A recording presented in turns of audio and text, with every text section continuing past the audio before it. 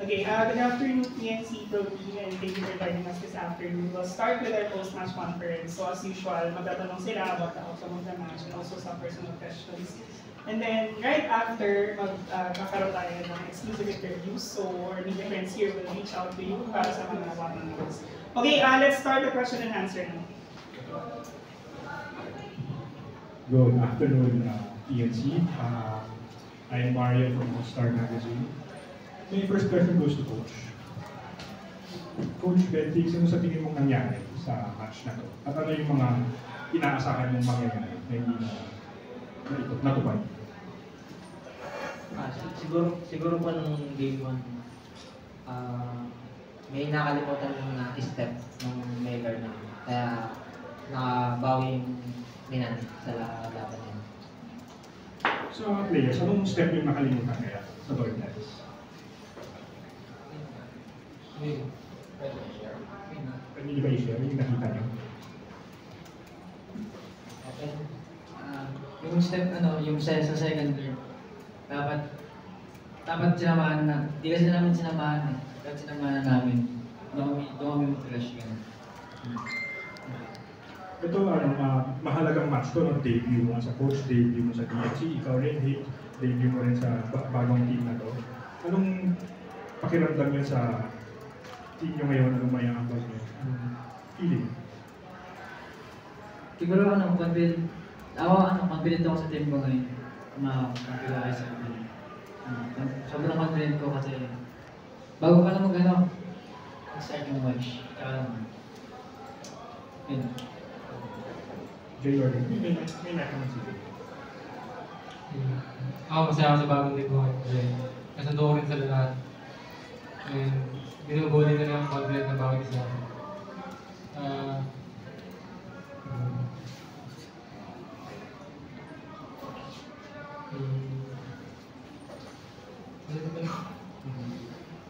Kumusta yung debut mo? Anong mga nakita mo sa match? Masaya ako.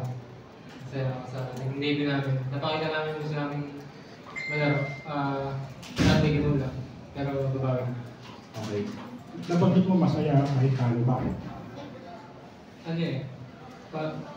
Parang yung nalabas lang namin laro namin sa screen.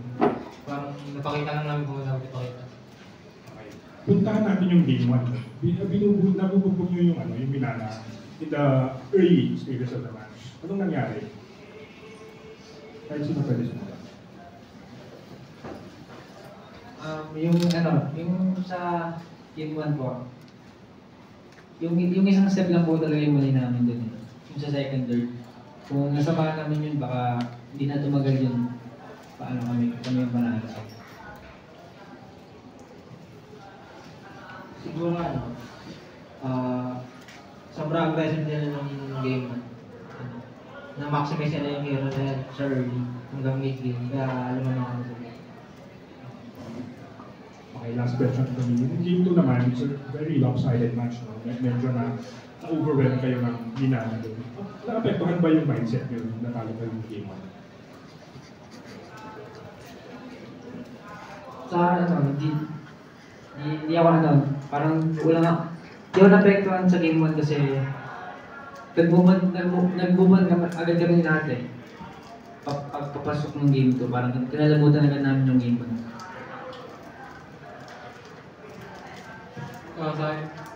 Feeling ko hindi naman na-apektuhan kasi nagawa pa rin naman namin yung talagang may mga errors lang. Hindi naman, normal naman sa player yun. Siguro, wala lang. Mas ginagalan lang din siguro nila ng araw. Hi, I'm Paolo from Fragster. To Coach Bentix. Sorry. Hello. Ayan, hello, Coach Bentix. Good afternoon. So this is your debut match as a coach.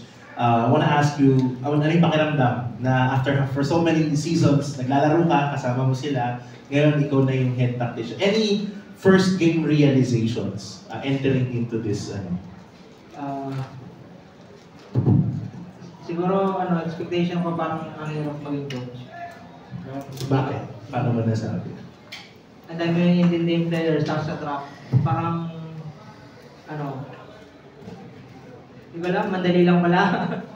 Parang di malaki adjust. Wala lang sa drop. Yung expectation ko, mahirapan ako sa drop. Pero, smooth lang. Parang duplicate lang siya kung yung ginagawa niya sa practice. Na overthinking. How do you try to deal sa mga ganyang sitwasyon? Like, what do you tell players like sila Hate, sila Liza? Ano yung sinasabi mo sa team pagka alam mong down sila? What do you tell them? Kahit joke man yan, or if you want to try to calm them down, ano sinasabi mo sa kanila? Ito sinasabi ko sa inyo. Medyo mental block ako.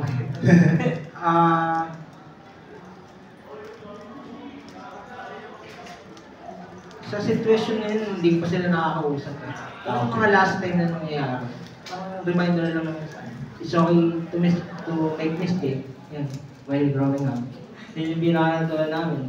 Parang, huwag kayong matakot magkamali. Parang, kasi pag natakot kayo magkamali, hindi na kayo magtitake ng risk. Parang kanina, yung nangyayari sa game man. Medyo hindi sila nag-take ng risk. Yung talo, diba nag-take sila, nagkamali sila, okay lang. Basta, ang gusto ko lang sa players ko, pag ginawa nila as fight, yung gusto nilang gawin, tama o mali, tama yun. I see. And then siguro last for my end, like, kumusta naman yung chemistry-wise, how are the players? Like, na-mention ni Hate kanina, parang okay siya sa team, or yung Liza din okay siya sa team niya. Kumusta yung chemistry ng mga boys? Sa chemistry, siguro, hindi namin siya problem. Ang ganda ng chemistry namin. Ang dami namin team building. Sabi nga ng boss namin, ilan yan, boss? Mr. Eric, nakabuo na kami ng 7th floor na building pa yun. Team building. Kaya, more na kami, in-game, discipline. Yun na siguro yung master pa namin sa mga susunod na laban. So for sure, yan ang i-expect come the next matches? Yes, sa Brent, abangan na kami, babawi kami. Okay, sige. Last for my end, thank you very much.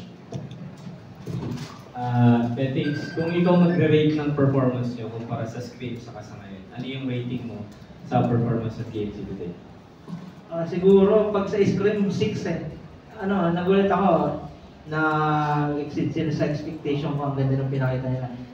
Iniisip ko, parang may pressure sa kanila, pero wala. Ang tapang nila maglaro, yung nakakatawa. Pag nadala namin yan hanggang sa mga susunod na matches, hindi malabong manalo na kami. Raiden, good evening. Ivan from Davao, Philippines. So, yun nga, you mentioned yung mga kulang na steps. Pero, based from the replay ng Game 1, meron kang nagawa na quote-in-unquote misstep. Nung bigla kang pumasok sa base ng kalaban, then yung kampi mo nasa ilalim pa. So, now that you've seen the replay, now that it happened, how would you have corrected that play, yung misstep mo kanina sa Game 1?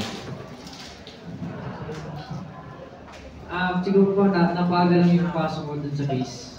Kasi di ba pasok mo yung learn, pumasok na agad ako eh. Ayun, siguro napagal lang. Parang, napagal lang. So, aside from na dapat samahan yung Lord and everything, how would you have corrected that play? How would you have corrected that play? Ano dapat ang ginawa mo para di mangyari yun? Hinintay yung mga kasama ko tsaka yung Lord. Okay. Yeah, so kung like kay Coach, nga, since nangyari kay Ryzen ng Game 1, what did you tell him after that and how would you have corrected him?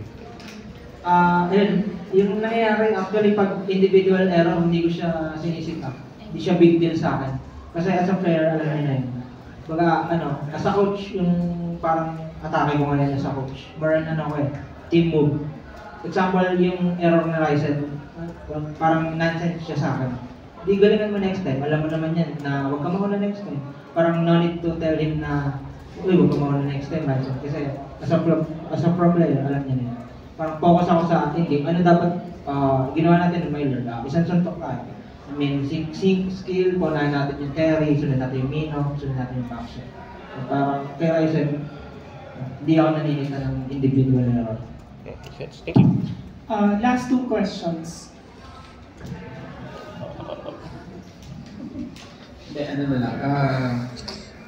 Your upcoming match is against AP Brand this coming Sunday. So, anong classic preparation? They are the defending champions, tapos kakapanaan lang nila ng international. So, actually, dalawang international yung pinanaan nila. Anong classic preparation ginagawa ng TNC para makapagbigay ng magandang laban sa break this coming Sunday? Same lang kasi sa Minana, parang hindi naman namin tinetik yung brand na parang champion sila ng sunod-sunod. Normal lang, normal rock. Ibibigay namin yung... may gameplay na kami sa kanila. Parang ready na kami. Siguro advantage namin, siguro napanood namin yung Game of Futures. Masalan namin yung galaw nila, tsaka yung mamaya. Excited na kami sa brand. Abangan namin yan. Thank you. Last question. Binaya pa. Wala. Going once, twice, I think we're good. Okay, sige. Last question from Ron.